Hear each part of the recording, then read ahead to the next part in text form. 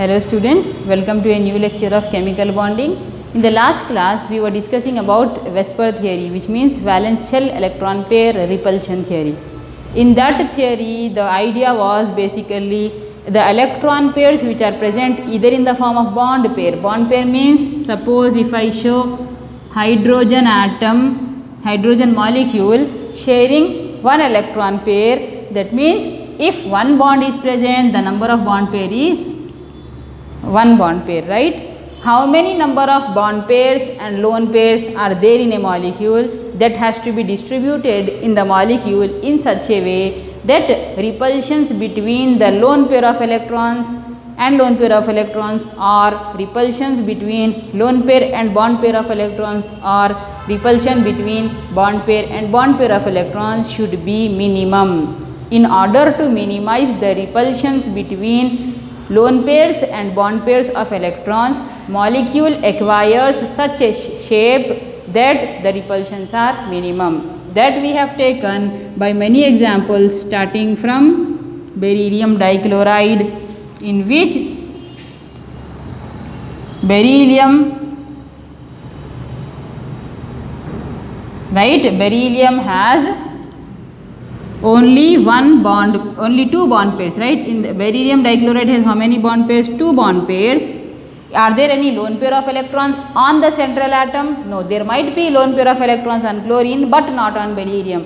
So total number of electron pairs are two bond pairs and zero lone pairs, a total of two pair of electrons. Therefore, if these two pair of electrons are arranged exactly opposite to each other, then the repulsions will be minimum and then the molecule will be stable, right? So arrangement of beryllium dichloride should be linear only, with an angle of separation or a bond angle to be 180 degrees only, right? So if the molecule is getting a linear shape, the reason is bond pairs has to be opposite to each other. There won't be any repulsion between them if they are arranging in this manner only, right? Coming to the next molecule which we have seen was boron trichloride. In that we have seen that the shape is triangular or trigonal planar, you can say, right? In which the central atom boron has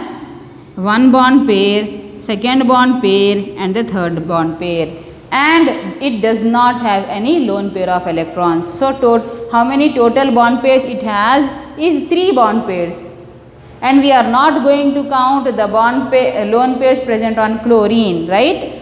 Number of bond pairs, if there are 3 bonds, number of bond pairs will be 3, and there are no lone pair of electron left on boron, so 0 lone pairs. Total number of electron pairs in boron trichloride is only 3, right? Total number of electron pairs together from bond and lone pair is 3. So if you arrange the molecule in such a way that they are going away from each other, this bond to be in one direction, this bond to be in another direction, this bond to be in another direction, by an angle of separation of 120 degrees or a bond angle of 120 degrees, then only there won't be any repulsion between this bond pair and this bond pair, this bond pair and this bond pair, this bond pair and this bond pair, right? So the suitable arrangement for boron trichloride to avoid repulsion between 3 bond pairs is this only, which is trigonal planar. Any other arrangement apart from trigonal planar will lead to repulsions between these two or these two or these two. So this is only the suitable arrangement, which is only to remove or minimize the repulsions between these, because here there are a pair of electron, here there are a pair of electron here. Between this pair there will be a repulsion, between this pair there will be a repulsion, between this pair there will be a repulsion if they are not separated by an angle of less than 120, right? Therefore the suitable arrangement for this is trigonal planar only, in which bond angle should be 120. Going to the next molecule which we have seen was a tetrahedral molecule of methane, right? What was the shape of methane? You told it was tetrahedral. Now let us count the number of lone pairs and bond pairs around carbon. Right? Around carbon there are one bond pair, second bond pair, third bond pair and fourth bond pair. Total 4 bond pairs are present. Now count lone pair.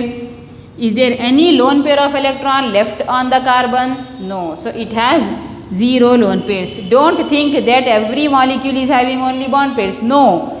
After seeing this molecule, we will see some other molecules in which even lone pair electrons are also present. So repulsions between lone pair will also be there, and it is even higher compared to bond pair. So if that is the case, what shape will the molecule acquire? We will see after them, right? So in this molecule we are seeing that there are 4 pairs of electron in the form of 4 bonds, and that are nothing but 4 bond pair.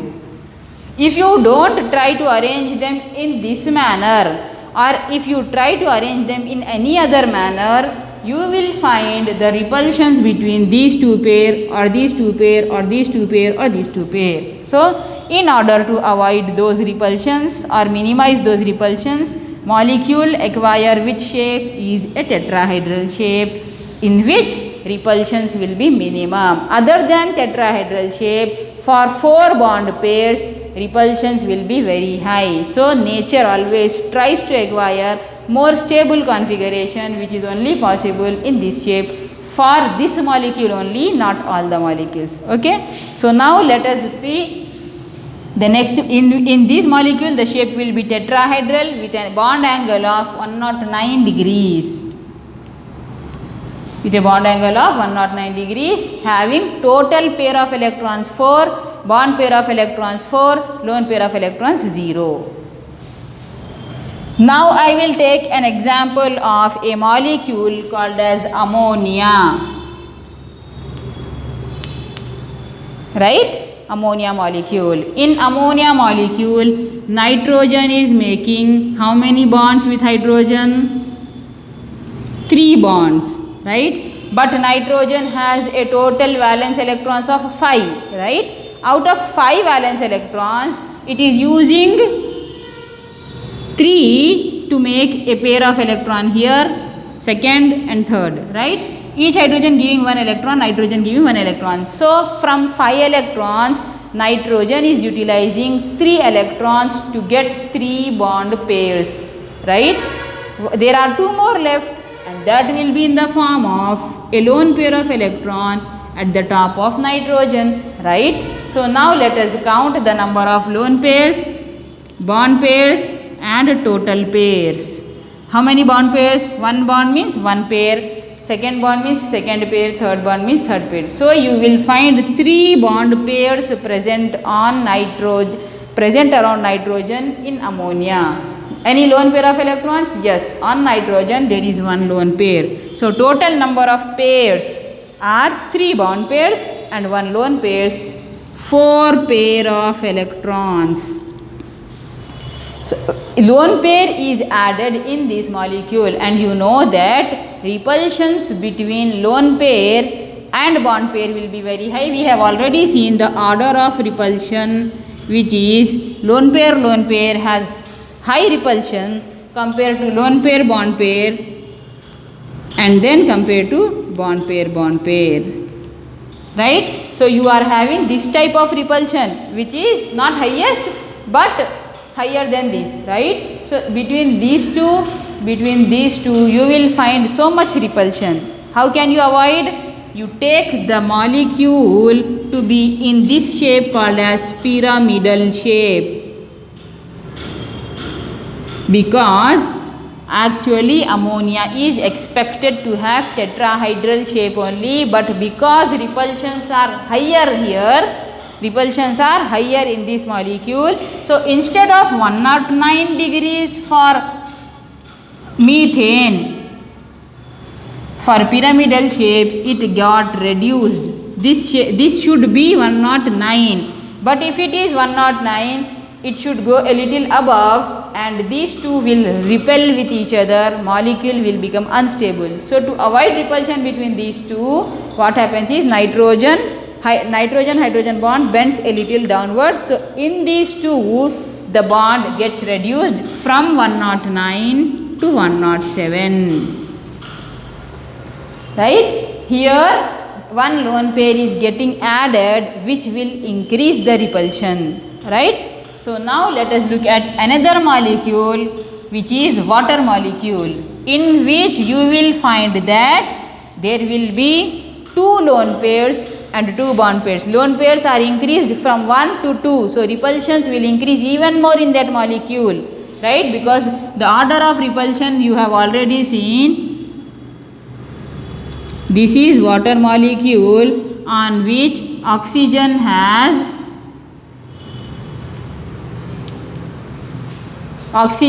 a valence electrons of how many? 1, 2, 3, 4, 5, 6. Oxygen has 6 valence electrons. Out of 6 electrons, it utilizes only 2 electrons. 1 electron to make a bond with hydrogen, another electron to make a bond with another hydrogen. Right? Only 2 electrons are used to make 2 bond pairs. How many bond pairs you have? 2 bond pairs. The remaining 4 electrons, where are they? They are still on oxygen in the form of lone pair. One lone pair having 2 electrons, another lone pair having 2 electrons. So how many lone pairs you are seeing? 2 lone pairs. Right? Lone pairs was 0. So you can imagine the repulsion. From in methane, in ammonia lone pair increased. One lone pair got added. So repulsion increases even more. In water, the lone pairs are getting added to one more, and now lone pairs are 2. So you can imagine the repulsion in water molecule, which was supposed to be 109, bend a little downwards, it became 107 in ammonia, bend a little downwards, it became 104 in water molecules. So the shape got reduced from tetrahedral to pyramidal in ammonia. Now even different is angular shape. Right? Actually it should have tetrahedral only, but because repulsions are more in this molecule, so the shape they took was angular. They would have taken tetrahedral only, but if tetrahedral shape is present in water molecule, 109 degrees is present in water molecule, you will find so much repulsion between this lone pair and so much repulsion between this lone pair bond pair and so much repulsion between this lone pair bond pair. To avoid them, they two should be as far apart from each other as possible. They two should be as far apart from each other as possible. They two should be as far apart from each other as possible. They two can be near to each other to an extent of 104, because though the repulsions between this pair and this pair is there, but you already saw that the degree of lone pair was higher than lone pair bond pair then bond pair. Even though repulsions will be there between bond pair, but it is not as high as these two. So these two should be preferred to have minimum repulsion, so they go away from each other, and the bond also move away from the lone pair, bends a little. It should be actually here, but it moved downwards. It should be actually here, bends downwards. So the angle got reduced from 107 to 104, and the new shape is angular. This is valence shell electron pair repulsion theory. It is extended to another molecules of PCl5 and SF6. But this much is enough to explain the lone pairs and bond pairs, because in PCl5 and SF6 you will only find bond pairs. Bond pair repulsions will be not as much compared to lone pairs. So you have to show all the pairs, and whatever examples I have taken till now should be included in valence shell electron pair repulsion theory, which was discovered or explained by Nylom and Gillespie. Okay. Now there is another theory called as valence bond theory, VBT. Right? Valence bond theory. According to this theory, the bond which is formed between the central atom, or every theory I will start from the simplest molecule only, which is hydrogen. In the previous theory, they were talking about valence shell electrons in the form of lone pair or bond pair, but here they are talking about the bond which is formed by using the valence electrons. So which bond it is called as? Valence bond, right? The bond which is formed by using the last electron is called as valence bond. How the bond is formed? They are telling. In the previous theory, what did they told? Which electrons changes their shape of the molecule. Why the shape of the molecule is as such. That was explained in the previous theory. Here they are not focusing on the electron pair, they are focusing on the way a bond is formed. And they told that a molecule makes a covalent bond. The atoms present in a molecule makes a covalent bond by utilizing or by overlapping its orbitals or atomic orbitals. You should not just concentrate on the electron coming from both of them. Till now what we have seen? One electron given by, till now what we have seen? One electron given by hydrogen, another electron given by hydrogen. This forms a bond, we told, right? Sharing a bond is not the first step. The first step, this theory told that sharing of electron is not the first step. First step is actually the atomic orbitals of this atom and the atomic orbital of this atom, atomic orbital of this atom, atomic orbital of this atom, they both overlap first. After getting overlapped, the electrons present in this atomic orbital and the electrons present in this orbital will be shared by both of them to form a pair. Without overlapping of the atomic orbitals, a bond cannot form. So you should pay concentration to the atomic orbitals first. No, don't go for electrons first, go for overlapping of orbitals or atomic orbitals in any molecule. How strong the overlap is, that much strong the bond will be. If atomic orbitals overlap in this manner only, the overlap is not strong, so the bond will be weak. Suppose if the atomic orbitals overlap in this manner, the overlap is very strong and even the bond becomes stronger, right? What is the extent of overlap? That is the strength of the bond. If this is the extent of overlap, the bond is weak. If this is the extent of overlap, the bond is very strong. So they are focusing on the atomic orbitals which overlap with each other first to form a bond, right? And now in the same theory, by overlapping of atomic orbitals, they are not able to explain the exact formation of bond in some molecules. For hydrogen molecule, as it is a simple molecule, overlap can be explained very easily because only one atomic orbital for this hydrogen, one atomic orbital for this hydrogen. So it can be explained easily. But for complex molecules, overlap cannot be explained as easier as hydrogen. So a new concept was developed, and that is hybridization of the atomic orbitals before they overlap with each other, right? So in order to overlap with each other, first of all, the central atom of any molecule, here there is no central atom, but for complicated atoms, complicated molecules, you will have a central atom and the peripheral atoms, right? So in the central atom, what happens is, whatever atomic orbitals are present in the central atom, they undergo hybridization first,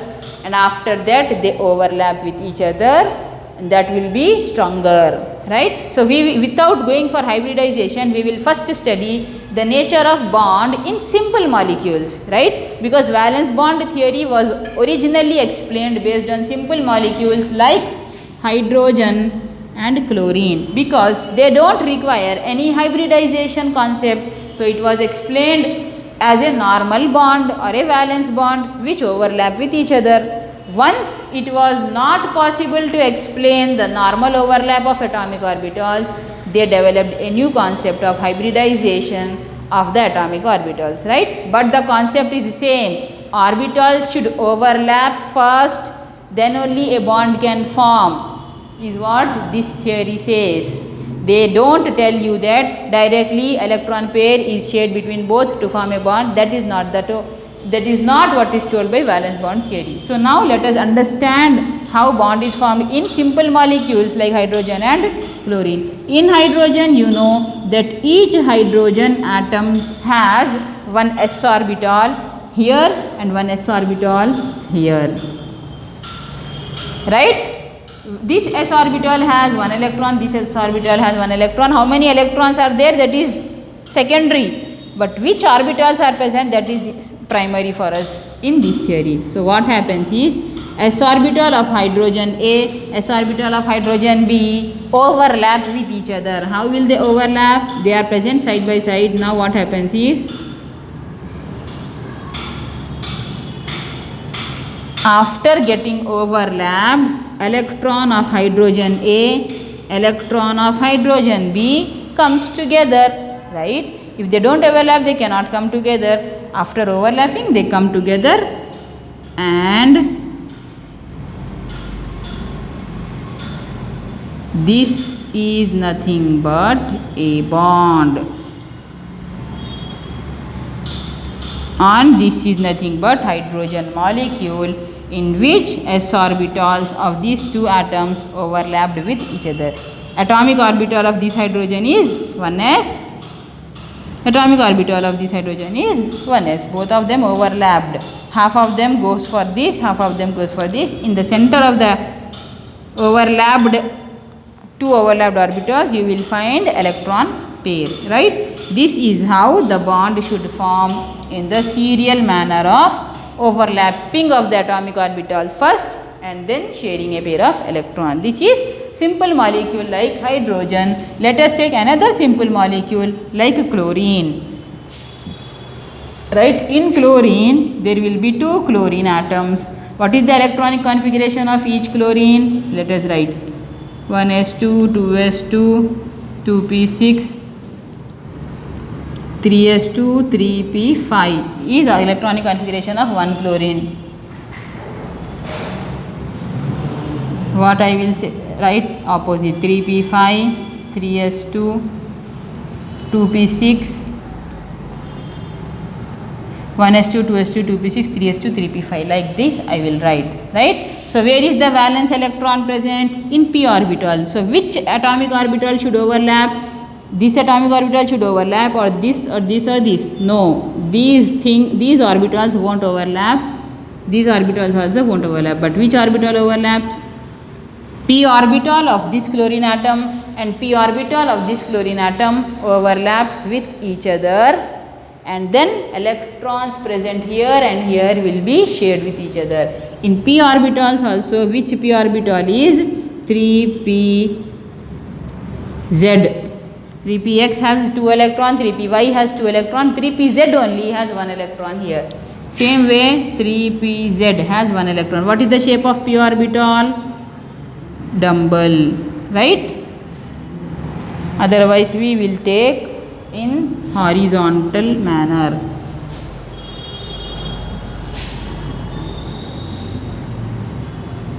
This is 3pz having 1 electron. This is 3pz having 1 electron, right? Both of them are side by side till now. They didn't form any bond. Now what happens? Overlap takes place. How will they overlap?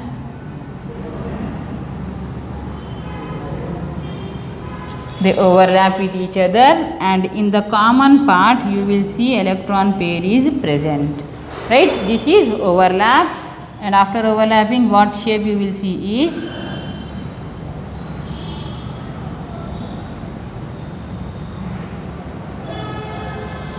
this is the shape after overlapping, and this is nothing but bond between these two chlorine atom, or the covalent bond between these two chlorine atoms. So, right, this is valence bond theory, in which atomic orbitals should overlap first and then only a bond should form by sharing of an electron pair. This is about valence bond theory. Let us extend the valence bond theory to study hybridization, and in each molecule what will be the hybridization, let us see now. Okay. So now let us extend the same valence bond theory to a concept called as hybridization and know why hybridization came into being, right? Hybridization, you already know. Hybrid varieties of fruits or vegetables, we already know, right? What is the idea behind hybridization? Suppose if you have an apple which is sweet and an apple which is red, right? You have got an apple which is sweet but not red, and you have got an apple which is red but not sweet. But you want to have an apple which has these two characteristics. What will you do? You will make a hybrid variety by intermixing both of them, right? You do intermixing of both of them such that you will get an apple in which color is red, taste is sweet, right? So you want the characteristics of two orbitals to be present in a combined way, right? So that is called as intermixing, or you are getting a hybrid variety or not. If you take two apples for intermixing, you will get two apples which are red and sweet. This apple is also red and sweet. This apple is also red and sweet. So how many hybrid apples you got? Two. You understood the concept of hybridization. Shall I extend the same concept for atomic orbitals which undergo hybridization? Let us do so. Right? Suppose there is s orbital. What is the shape of s orbital? Spherical, right? I will not take boxes here because boxes indicates common orbitals for every subshell. But here we should be particular about which orbital we are intermixing so that a hybrid shape can be obtained. So if I am using s orbital, I should show a circle only. And if I am taking p orbital, I used red color apple, imagine it to be s orbital. I used sweet apple, imagine it to be p orbital, right? I want to intermix both of them in such a way that I get a hybrid orbital in which characteristic of s orbital and characteristic of p orbital should be equally present, right? And that orbital is called as hybrid orbital. This is sp orbital and this is sp hybrid orbital.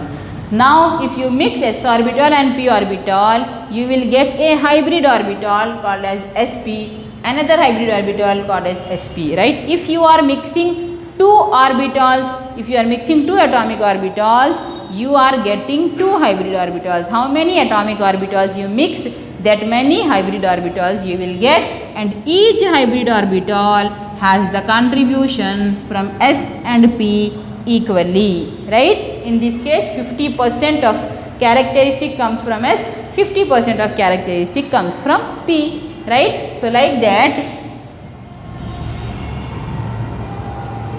s plus p hybridization gave you two sp hybrid orbital. One sp orbital is this shape, another sp orbital is this shape, right? This is a basic idea of hybridization. If 1s and 2p contribute, it will be different. If 1s and 3p contributes, it will be different. But you understood the idea of hybridization through this concept or not is important, right? So now I will define what is hybridization. Intermixing of two atomic orbitals to give a hybrid orbital in which the characteristics of both the atomic orbitals are present is called as hybridization. And after hybridization, you will get how many atomic orbitals you have. Atomic orbitals means orbitals present in the atom. Who are they? Who are the orbitals present in the atom? S orbital is atomic orbital, p orbital is also atomic orbital, d orbital is also atomic orbital, f orbital is also atomic orbital. After intermixing or after hybridization, the orbitals you get are called as hybrid orbitals, and how many atomic orbitals you have intermixed, that many hybrid orbitals you will get, and each hybrid orbitals which you get will have same energy and same shape. Energy of this hybrid orbital is same, energy of this hybrid orbital is same, shape of this hybrid orbital is same, shape of this hybrid orbital is same. Why there was a scope for hybridization, why hybridization has to take place is, in the atom, if s orbital is involved in bond formation and p orbital is also involved in bond formation, you know that s orbital has a different shape and p orbital has a different shape. If their shapes are different, their energies will also be different. So a central atom of a molecule cannot show same nature for all the neighboring atoms, because we are talking about hybridization of the central atom, right? So what is the duty of central atom? To show its attention, to show its bonding capacity equal for all the surrounding atom. Can it show partiality of giving S to one neighboring atom, giving p orbital to another neighboring atom? No. If I have two apples, one was red, other was sweet, and there are two neighbors present beside me. One is this chlorine, on one side one chlorine is there, another side another chlorine is there. They are the two neighboring atoms and I am the central atom. If I give sweet apple to this chlorine and red apple to this chlorine, am I not doing partiality? Yes. So I should undergo in myself such a process which makes two equal apples, which is nothing but hybridization, so that I can get two equal apples which can be equally distributed to both. That is the reason why molecules, or in fact central atom of the molecules, undergo hybridization, so that the overlap with all the surrounding atom becomes equal and there will not be any partiality, that this is one neighboring atom is getting a shape of S, another neighboring atom is getting a shape of P, or one atom is getting lower energy, another is getting higher energy, because if orbitals change, even their energies will also change. So right, in the next class we will see different type of hybridization. Okay, thank you.